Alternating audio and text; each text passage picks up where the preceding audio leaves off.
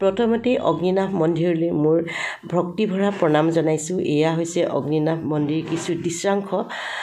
খুব শুনি আছিলোঁ দেই এই মন্দিৰভাগৰ কথা, ইয়াৰ মহাত্ম্যৰ কথা, ইয়াত মানে সেৱা সৎকাৰ পূজা কৰিলে মনৰ বাঞ্ছা পূৰ্ণ হোৱাৰ কথা, যথেষ্ট কথা শুনি আছিলোঁ। গতিকে ময়ো বহুত বেছি ইচ্ছা কৰি আছিলোঁ এই মন্দিৰভাগলৈ যাবলৈ, কিন্তু মোৰ সময় সুবিধা মিলা নাছিল কাৰণে এতিয়ালৈ যাব পৰা নাছিলোঁ।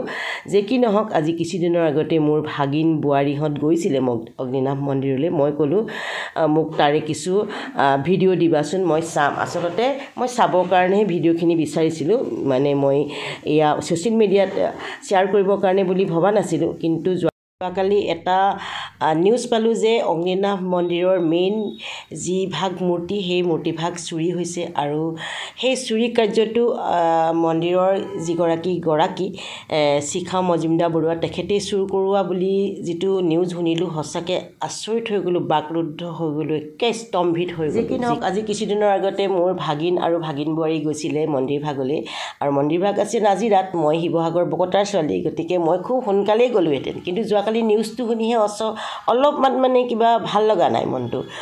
আৰু ভগৱান বুলি ক'লে আমি সকলোৱে ভক্তিত মোৰতো দুখ খাই যায়। আৰু মই যিহেতু শিৱ ভক্ত হয়, সকলো ভগৱানকে পূজা কৰোঁ, কিন্তু শিৱ ভগৱানৰ প্ৰতি মোৰ দুৰ্বলতাটো অলপ বেছি। আৰু ঘৰত থাকোঁতে আচলতে পূজা পাতল একো শিকাই নাছিলোঁ, যিহেতু মই আহোমৰ ছোৱালী, সদায় কৈ থাকোঁ সেইটো কথা। আই দেউতাক কেতিয়াও পূজা কৰিবলৈ যোৱা দেখা নাছিলোঁ। মই বিয়াৰ পাছতহে পূজা এইবিলাক শিকিছোঁ। আৰু আজিলৈকে ভগৱানৰ পৰা যিটো বিচাৰিছোঁ, কিন্তু সকলোখিনি পাইছোঁ দেই। ভগৱানে সকলোখিনি দিছে মোক, মানে কোনো কমি দিয়া নাই, সকলোখিনি দিছে। গতিকে ভগৱানৰ প্ৰতি আৰু মোৰ বিশ্বাসটো বাঢ়ি বাঢ়ি গৈ আছে মানে।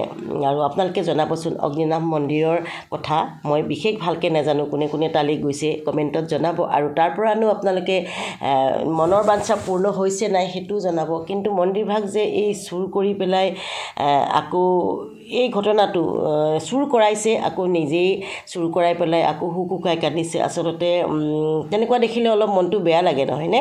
আৰু মন্দিৰভাগলৈ গ'লে বোলে গোটেই বস্তুবিলাক তাতে পায়েই, চাকি ধূপ বন্তি একো লৈ যাবই নালাগে। দেখিছেনে মানুহ একে ইমান ভক্তৰ ভিৰ।